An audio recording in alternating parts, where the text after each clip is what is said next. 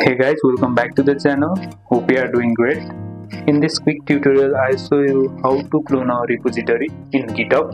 So simply move into your browser and click here github.com.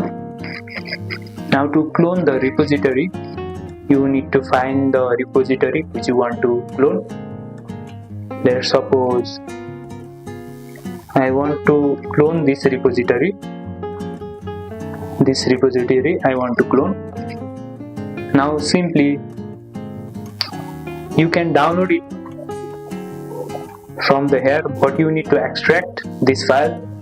But I'll show you how to clone from the command prompt. Simply go on the code and copy this URL to your clipboard, and after doing this, simply add to your file and where you want to clone the repository, go into that folder. Suppose I want to put that clone in the downloads, so simply I'll type cmd and enter it. After entering it, we add the download folder, and here simply click or type git clone space and paste your GitHub link account. Simply enter it.